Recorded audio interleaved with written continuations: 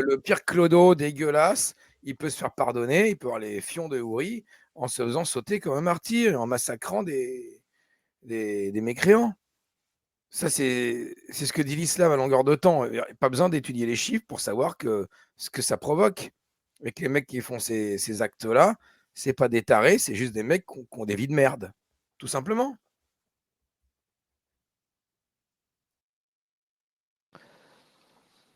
Ah, pas que. Après, on avait lu Ouais. le rapport, mais il n'y avait pas que. Ça dépend. Moi, je pense que ça dépend de toute façon les périodes. Comme on avait dit tout à l'heure dans le live, je pense que tu n'étais pas là, hein. Peut-être que du temps de 2015, ils ont abaissé les niveaux de recrutement, etc., etc. Mais moi, je pense que ça a à comprendre dans ce qu'on avait lu dans Gestion de la barbarie. Au début, ils sont obligés de se structurer avec des gens qui ont le niveau. Je suis désolé. Ils ne peuvent pas recruter des Oui, losers. mais bien Et sûr. je suis désolé. Il fallait voir les gens qui étaient recrutés chez Al-Qaïda ou même des responsables du Hamas, etc. Ils ont des ingénieurs, ils ont des médecins, ils ont des doctorants. Même Baghdadi, hein, c'était pas le clown du coin, hein. Le Non, mec mais avec des même ijazas, quand.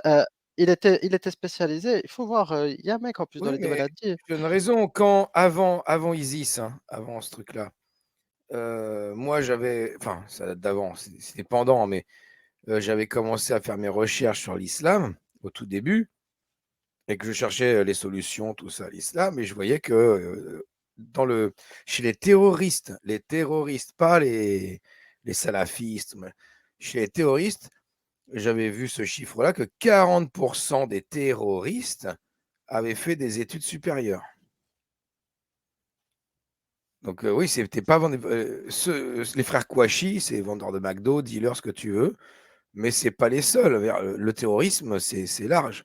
Il y a il y a le livreur Uber, hein, il y a la piétaille, et puis il y a ceux qui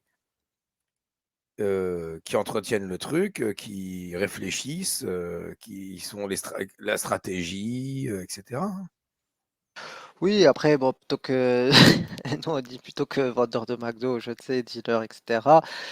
C'est tout simplement des positions. Il y a des combattants, il y a des gens qui sont pas combattants, il y a des commandants, tout simplement. Après, le recrutement, il se fait à divers niveaux, tout simplement. Tout ça, Exactement. c'est une question de conviction, finalement. C'est pas une question. En fait, les gens n'arrivent pas à concevoir qu'on peut être convaincu par des fait, même en étant éduqué. C'est ça le problème. Parce que tout Oui, ça, ça oui, relève ben, de l'idéologie, en fait. c'est évident, c'est évident. Bien sûr qu'on peut être convaincu par des khurafat et avoir un bac plus 5, un bac plus 8, ça n'a rien à voir pour le coup. Euh, euh, L'un n'empêche pas l'autre de manière directe. Par contre, c'est vrai, il faut être honnête, que l'ignorance est un terreau fertile pour être convaincu par des légendes et des mythes et être convaincu par des théories complotistes. Ça aussi, il faut le prendre en compte. Ça aussi, il faut le prendre en compte.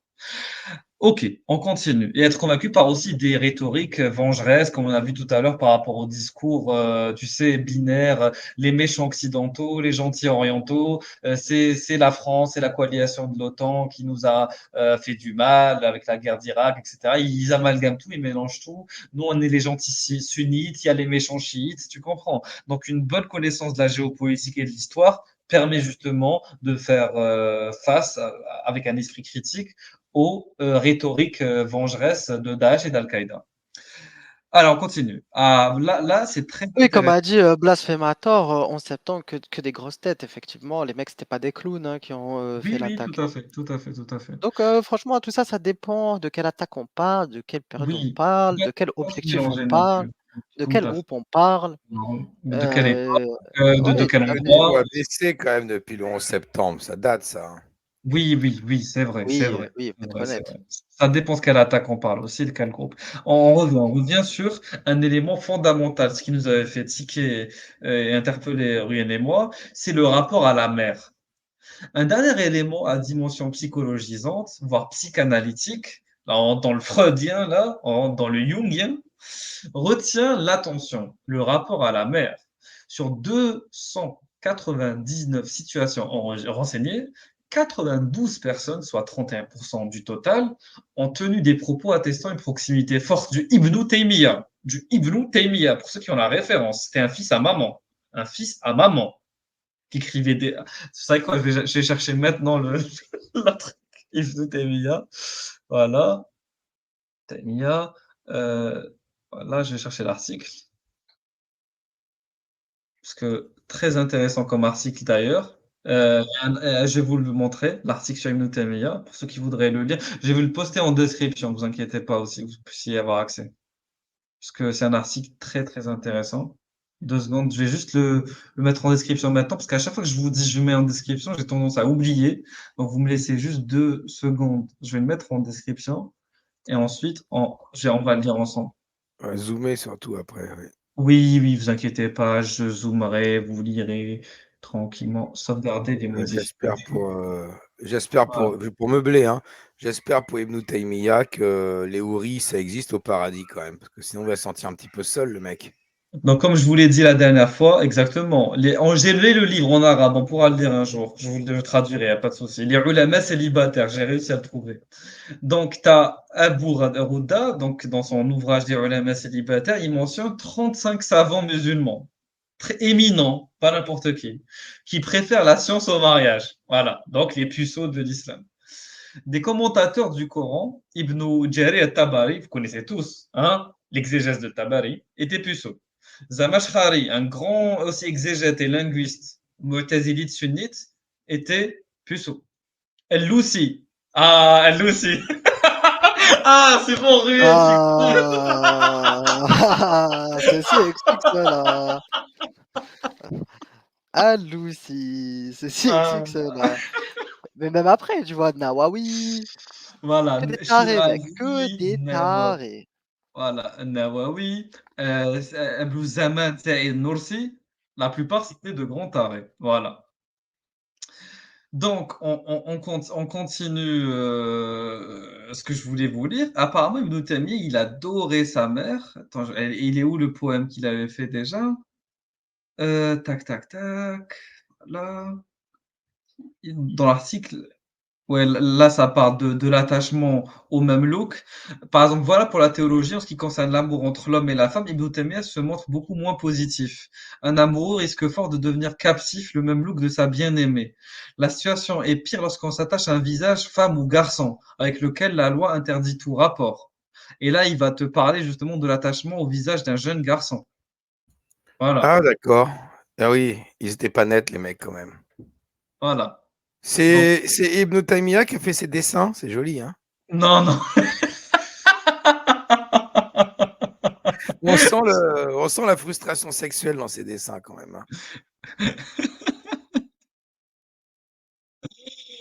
Surtout le mec en haut au milieu, là, il est mi-maquillé. Je sais Oui, pas, c'est un Yel déjà. C'est progressiste, l'islam, à l'époque, quand ah même. oui, très, très, très, très, très progressif, très, très progressif. Alors, voilà par ma vie ce qu'il en est lorsque le cœur de l'homme est asservi à un visage permis. Quant à celui dont le cœur est asservi par un visage interdit, femme ou garçon, donc c'est Ibn Taymiyyah qui écrit ça, c'est alors que le tourment en lequel il n'est pas de rémission. Ces gens-là sont de ceux dont le tourment est le plus grave et la récompense est la plus moindre. Voilà. Donc, là, je suis en train vraiment d'essayer de retrouver le. Attendez, les gars. Vous voulez qu'on lit ça ou pas? Heureusement, en islam, en l'occurrence dans l'Égypte du début du VIe siècle, la concupiscence des femmes est maintenue dans les limites tolérables par l'usage de l'excision. C'est du moins ce que Ibn Taymiyyah explique dans une fatwa relative à cette pratique, en marquant que s'il y a plus de turpitude chez les Mongols et les Franques, donc les Français, non, je rigole, c'était les Franques, je pense à l'époque, c'était les Européens, je pense en général. Sans doute visent-ils les femmes de croisée, voilà.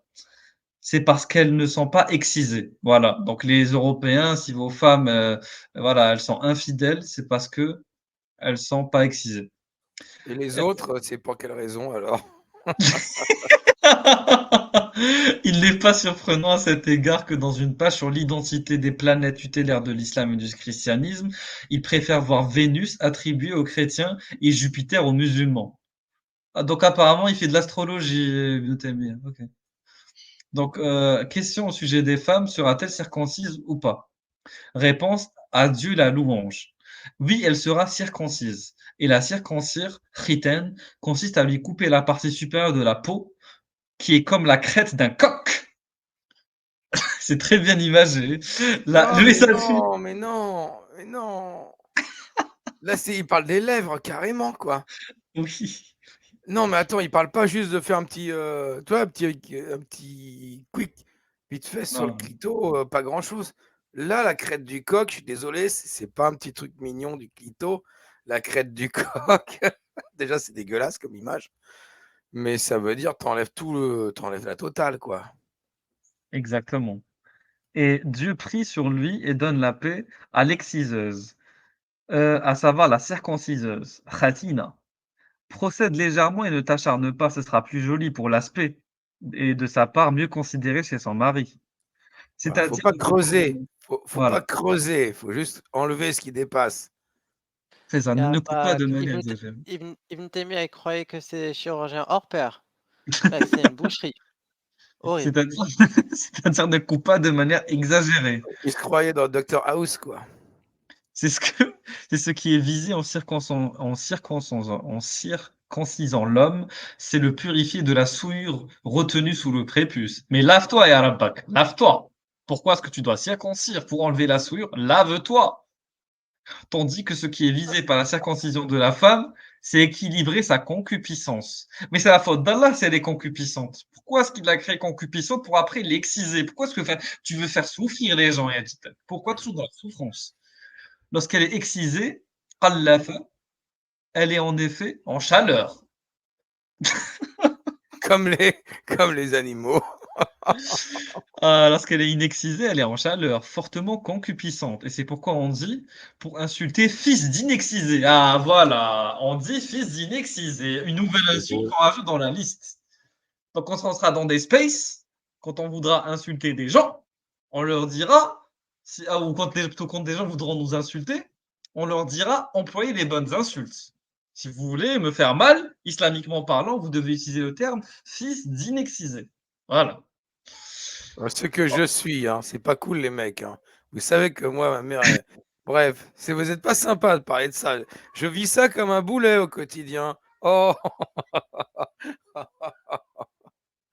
oh, c'est pas vrai, Voilà, les donc s'il vous insultes plaît, des gens. la prochaine fois, les allahistes mal élevés, parce que moi je considère qu'il y a des allahistes qui sont très bien élevés, avec qui je discute énormément, j'adore discuter, et les allahistes mal élevés, comme partout ailleurs, au moins, soyez un peu raffinés dans vos insultes, hein, et utilisez des insultes islamiquement compatibles, si vous voulez. Voilà. Donc fils d'inexcisé, ça, c'est agréé par Ibn Taymiyyah, ça passe, c'est cool. Donc, en effet, l'inexcisé regarde davantage les hommes. Ah, et voilà pourquoi il y a, en matière de turpitude chez les femmes des Tatars et les femmes des Francs, des choses qui n'existent pas chez les femmes des musulmans. Il y avait plus Ah, simple, tu sais, ils sont nuls, hein. Il y avait plus simple si tu veux pas qu'elle regarde les hommes. Fallait lui crever les yeux, à la femme, et puis oui, oui, voilà. voilà. C'était facile. Lorsqu'il advient qu'on exagère dans la circoncision de la femme, sa concupiscence faiblit, et partant, ce qui est visé par l'homme ne se réalise pas parfaitement. Tandis que lorsqu'on en coupe sans exagérer, ce qui est visé se produit de manière équilibrée. Ah, masha'Allah, masha'Allah, masha'Allah. Ah, magnifique. Merci, merci Ibn Taymiyyah. Ibn Taymiyyah qui n'a jamais connu une femme de sa vie te parle d'amour. L'amour est une maladie psychique. Ibn Taymiyyah, qui n'est même pas médecin, qui vient te parler de chirurgie et d'opération médicale, mec. C'est Il te catastrophique. il t'explique comment faire grimper la nana au rideau, que si elle est trop excisée, ça va pas se passer comme il faut, mais si elle est bien excisée comme il faut, alors là, les mecs, vous allez vous régaler, ça va être super. Mais toi, tu jamais, excisé, non excisé, quoi que ce soit, le mec, jamais rien. À part sa main gauche, j'imagine, pas la droite, tu vois? Il connaît rien. Ça devait Alors, être triste, quand il s'adonnait à l'onanisme, ce mec. oui, Ça devait oui, être oui. pathétique, hein? Alors, pour Ibn Taymiyyah, l'amour est une maladie psychique. Et quand il est fort, il influe le corps et devient une maladie dans le corps. Il influe sur le corps et devient une maladie dans le corps. Soit une des maladies du cerveau, comme la mélancolie. Une maladie du cerveau. Voilà pourquoi il a été dit à son sujet qui est une maladie affaire de Mec, suggestion. Wes. t'imagines, ce mec est une référence. C'est ça qui est dramatique. Le mec est une référence à l'époque. Comment est-ce possible? Un mec qui Ah, raconte des conneries. Et voilà, lorsque les mecs ils te disent faut déconstruire, et pourquoi vous déconstruisez pas là tous ces textes et toutes ces conneries? Moi, c'est ça que je comprends pas, mec. Il me dit faut interdire les textes. Mais non, faut lire et lire là toutes ces bêtises là, mec, toutes ces conneries. C'est pas possible. Ça sera quoi que tous les chercheurs, ces collègues-là, il faut tous ces islamologues, justement, là, qui dit, hein? On fait le travail d'islamologie, mais on interdit les textes. Mais c'est quoi cette histoire, mec? C'est quoi Le cette terme, histoire? ouais, le terme ishq s'utilise seulement habituellement à propos de l'amour d'un homme pour une femme ou d'un enfant. Non, c'est horrible. J'en ai marre. Pourquoi? Oh là là, putain de merde. Il ne s'utilise pas à propos d'un amour comme l'amour des siens et des biens, du pays ou d'une position, non plus à propos de l'amour des prophètes ou des vertueux. Il est aussi lié fréquemment à un acte interdit, que ce soit par l'amour d'une femme étrangère à la famille ou d'un enfant. Pourquoi est-ce que l'enfant revient tout le temps? C'est bizarre. Lui sont alors liés d'un regard interdit, un attouchement interdit et d'autres actes interdits.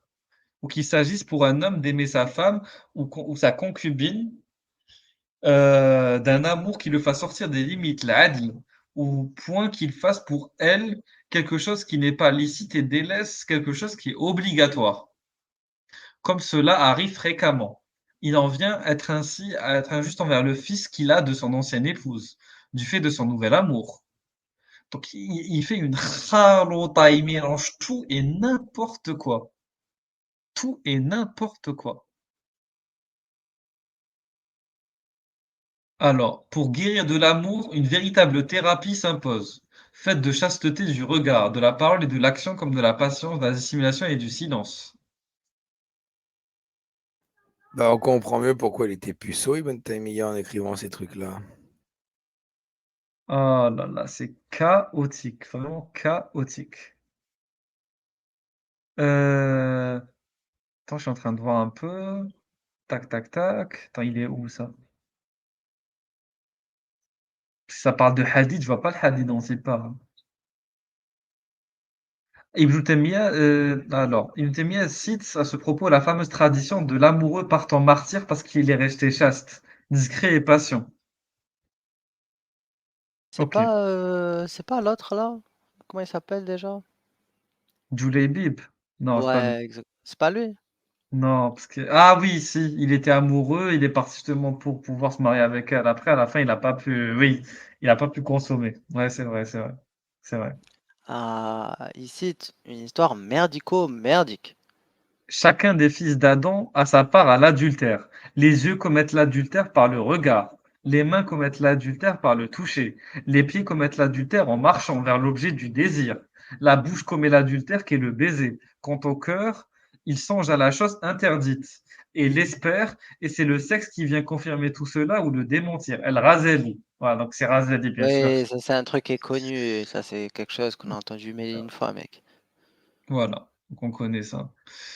Donc on De toute façon, poursuit. Razali, mec, Razali, Ibn Taymiyyah, c'est les deux qui sont cotés, hein.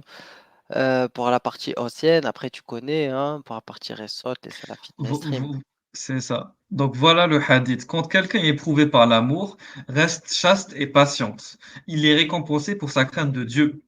Dans le hadith, il est rapporté que quelqu'un qui aime, non, ashiqa, reste chaste, scelle cet amour et patiente, puis meurt et martyr. Ah, donc si tu es amoureux et que tu patientes et que tu meurs, tu es martyr. Voilà. Donc ce hadith est connu, tel que rapporté par Ibn Abbas et remonte jusqu'au prophète, même s'il est matière à discussion. Aïe, aïe, aïe, aïe, aïe, aïe. De toute façon, qu'est-ce qui n'est pas matière à discussion, j'ai envie de Oui, te dire. oui, voilà, voilà, c'est ça. Alors, on va continuer. Qu'est-ce que c'est que ça? Loin cependant l'idée, faites-toi. Alors, loin cependant de notre docteur l'idée de pousser tout amoureux à mourir martyr dans une fatwa sur les moyens de guérir des flèches empoisonnées du diable, c'est-à-dire d'un coup de foudre, la cure qu'il propose est plus diversifiée, plus terre à terre et moins létale. On se mariera, on prendra une concubine, on sera diligent dans ses prières conjugales et ses invocations de Dieu. Donc apparemment, voilà, au nom de Dieu, la louange à Dieu seul, le cheikh, l'imam, le savant, le savantissime cheikh de l'islam Ahmed ibn Taymiyyah fut interrogé à propos de celui qui est victime d'une des flèches empoisonnées du diable. Celui qui en est victime d'une blessure empoisonnée doit faire en sorte d'en extraire le poison et de guérir la blessure au moyen d'une thériaque et d'un cataplasme. Cela suppose diverses affaires. Il a normalement l'idée de se marier et de prendre une concubine. Le prophète a dit, Dieu prie sur lui, il lui donne la paix. Lorsque l'un de vous regarde les beautés d'une femme, qu'il revienne vers son épouse. Avec elle seulement convient, en effet, un comportement semblable à celui qu'il a avec cette femme. Ceci, ceci est de ce qui diminue la concupiscence et affaiblit l'amour. Voilà. Ça, c'est le remède de Ibn Taymiyyah. Et il fasse la prière à l'homme. Apparemment, ça calme l'amour. Bah, lui, il a dû tout essayer hein, pour calmer ses pulsions déjà. Alors, dans cette fatwa, Ibn Taymiyyah ne place pas la masturbation au nombre des thérapies qu'il préconise pour le coup de foudre. Dans une fatwa la concernant, il laisse cependant entendre, en cas de risque d'adultère ou de maladie, de l'avis de certaines autorités anciennes, l'onanisme cesse d'être interdit. Ah. Question donc au sujet que son corps excite. Il se masturbe donc la main et à certains moments colle ses deux cuisses contre sa verge. C'est détaillé. C'est détaillé. Ah, voilà. Alors, Ibn Taymiyyah, comment tu t'y prends, toi? Vas-y, explique-nous. Il sait que cesser d'agir ainsi s'obtient par le jeûne, mais il est pénible de jeûner. Il ne veut pas jeûner. C'est pénible. Réponse. Ce qui descend involontairement, comme liquide, il n'y a pas là pour lui de péché. Il lui incombe cependant de faire de grandes ablutions lorsque l'éjaculat descend. Quant à faire descendre celui-ci volontairement, ce masturbation de la main, c'est interdit, haram. Selon la plupart des ulama, c'est un des deux avis rapportés à propos de l'imam Ibn Hanbal, ou plutôt même le plus obvi des deux. Dans un avis aussi rapporté de lui, c'est réprouvé, makruh. Si pourtant il est contraint à l'onanisme, par exemple s'il a peur de commettre un adultère, s'il ne se masturbe pas ou s'il a peur d'être malade, il y a à ce propos deux choses bien connues qui sont dites par les ulama, les salafs, et de ceux qui ont suivi, les khalaf, l'ont autorisé en une telle situation tandis que d'autres l'ont prohibé. Dieu est plus savant. Ah, donc si tu as En peur, gros, tu vois, il répond sans répondre. Il te dit, bon, voilà. tu vois, il y en a qui ont Débrouille-toi, dit, débrouille-toi, débrouille-toi. Voilà. démerde-toi, ya Rabbak, démerde-toi, ya Rabbak. On la met en Bon, il a quand conscience. même fait l'astuce que je connaissais pas, perso, de coller sa verge entre ses deux cuisses. Je Ah, sais pas, bon, faut filmer la scène, ça doit être assez comique, quoi. Mais exactement, exactement. Donc on pourrait... ça Oui. sent le mec qui ose même pas se la toucher avec les mains et qui est en train de se convulser dans son lit, de profil, là. Oh punaise, c'est pathétique, hein. Alors, oui, ça c'est vrai. Il n'en demeure pas moins qu'à travers les écrits du Cheikh Ibn Taymiyyah, c'est un caractère particulièrement ardent qui transparaît, une passion, une fièvre, contenue certes, mais semblant être toujours prêt à déborder. Il n'était pas bien, Ibn Taymiyyah n'était pas bien, il était fiévreux. Une Il était dialectique prêt de à déborder à sentiments tout moment, hein. exacerbée, une contradiction de désirs antagonistes. Le mec était lunatique, était contradictoire, érotique autant que mystique. Comme si une vie mariée harmonieuse dans les limites de la religion et le respect mutuel sans excès ni déviance lui semblait impossible à mener en parallèle d'une vie de piété. Ah, c'était ça l'histoire en fait. Pourquoi on en est là? C'est parce que lui, il ne sait pas se retenir. Il est dans l'excès. C'est-à-dire que soit il reste puceau, soit il devient fou. Il va enchaîner les tavernes. Il va enchaîner les bordels. Parce que si jamais il goûte une fois au plaisir de la chair, c'est fini. Il ne peut plus être pieux. Il va se transformer en Rocco Siffredi, hein. Tout le contraire d'une personnalité comme celle d'Avicenne, qui ne semble avoir trouvé aucune contre-indication à intégrer dans sa vie de croyant une activité sexuelle. Dans son disciple biographe se plaît à souligner l'intensité. Voilà, Avicenne, médecin très connu, lui te dit, il n'y a pas de contre-indication. Je suis médecin et je te prescris une activité sexuelle débordante. D'autres textes devraient bien sûr être pris en considération pour corroborer et affiner le portrait suggéré d'une personnalité tourmentée entre les extrêmes de la concupiscence et de l'ascèse, voilà, qui est celle de...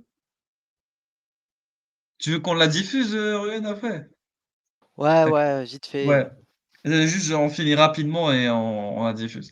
Donc, ah, mec, on est sur le moment d'Ibn Battuta, écoute bien.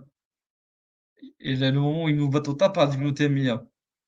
Alors, d'autres textes devraient bien sûr être pris en considération pour corroborer à finir le portrait ici suggéré d'une personnalité tourmentée entre les extrêmes de la concupiscence et de l'ascèse. Un psychologue ne devrait cependant pas manquer d'être intéressé par le cas. Donc, Ibn Taymiyyah est un cas psychologique, voire même psychiatrique. Ibn Battuta écrit qu'Ibn Taymiyyah avait quelque chose dans la tête. في عقله شيء screw loose, selon le docteur Little. Donc il a un grain, comme on dit en français, il avait un grain dans la tête. Il Ouais, était ouais, détraqué. un sgeg. Hein. Il était détraqué. Après, toujours la petite note, tu connais Régulus, que le voyageur ait ou non effectivement pu voir et entendre le théologien importe peu à ce sujet. Ben non, ça importe, frérot. Bah oui, Ya Rabak. ça importe énormément. Ibn, Ibn Battuta, le voyageur, qui a fait des voyages dans lesquels il a rajouté des choses, dans lesquels Ah, il a exagéré des faits.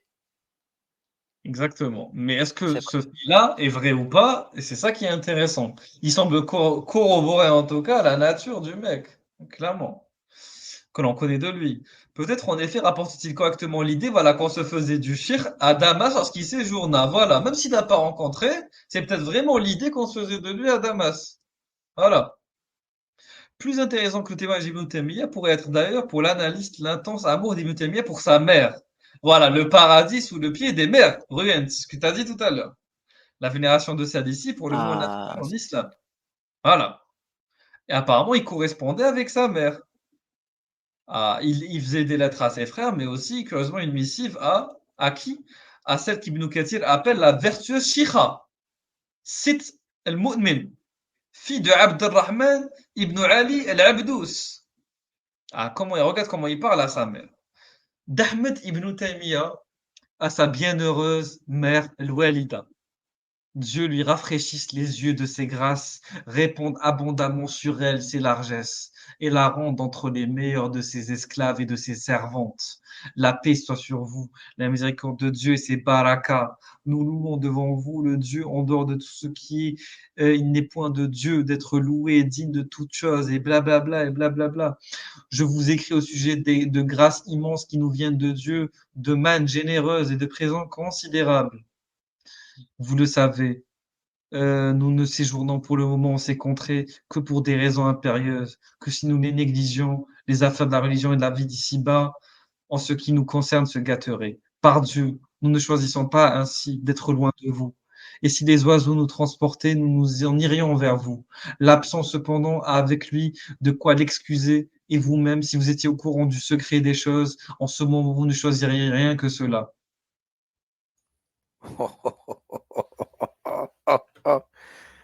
Donc Si je là, peux faire un commentaire, je vais le vas-y. dire. Moi, j'adore ma mère. Hein. J'ai jamais écrit des textes comme ça pour ma mère. Hein. Par contre, pour des nanas, pas ma mère, hein, mais pour des nanas que j'avais envie de niquer, j'ai écrit des trucs, c'est Ah! pareil. Hein, kiff, kiff. Oh, ça, j'ai écrit, tout ça, j'ai écrit déjà, hein, pour niquer. Hein. Ah oui.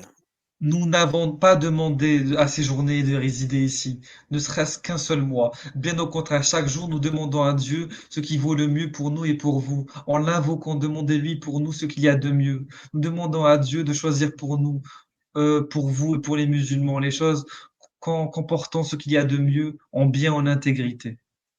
À tout instant, nous nous préoccupons de nous mettre en route et nous demandons au Dieu loué ce qui vaut le mieux. Que personne ne soit donc d'opinion que, à être près de vous, nous préférions jamais une des affaires de la vie d'ici-bas.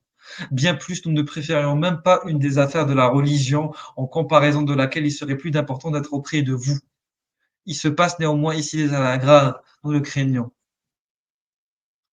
Bah, c'est quelque chose de très intime là. J'avoue que pour le coup, il entre dans une exagération extrême. Voilà, donc c'est un peu voilà la manière dont Ibn Taymiyyah écrit à sa mère ne trompe pas. L'affection qu'il a pour elle est une des plus profondes. Ainsi, rien dans la vie ne lui est plus cher qu'être auprès d'elle. Plusieurs affaires religieuses même sont moins importantes. Si les oiseaux pouvaient le transporter, il la rejoindrait immédiatement. De Dieu, ce n'est pas seulement la miséricorde qu'il appelle sur elle, mais c'est baraka, abondamment, abondamment. Non, mais c'est n'importe quoi. Tu Voilà. aimes profondément ta mère, profondément ta mère, tu vas lui écrire: «Ma petite maman, tu te portes bien, je pense beaucoup à toi et je serai bientôt rentré, t'inquiète pas, et t'en fais pas pour moi, je vais bien et je suis en bonne santé». Parce que tu sais ce que ta mère, elle pense de toi, c'est qu'elle elle veut que tu sois heureux. Tu dis: «Ça va bien maman» et c'est comme ça. Tu vas écrire à ta mère. Par contre, dire: «Si des oiseaux pouvaient me transporter jusqu'à toi et je vais voler à travers le ciel». Ça, c'est parce que tu as envie de ken. Tu as envie de ken quand tu écris des trucs comme ça, c'est tout, voilà.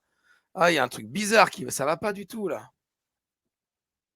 Voilà, donc Ibn voilà, donc en gros, c'est un peu tout ça qui, voilà, qui le caractérise. Donc après ça parle de psy de d'astrologie, donc ça c'est complètement autre chose. En tout cas, ça parle de Verseau, de signes du zodiaque. Bon, on arrête là. En tout cas, ce qui est intéressant, c'est cet article-là, un jour on le lira en détail, parce que le but c'était juste vraiment d'évoquer la relation d'Ibn Taymiyya à sa mère, mais en tout cas très intéressant de comprendre ce qu'était Ibn Taymiyya, parce que c'est à cause de ce mec qu'il y a des millions de morts dans l'histoire de l'islam, et même aujourd'hui, parce que beaucoup de terreaux se revendiquent de lui.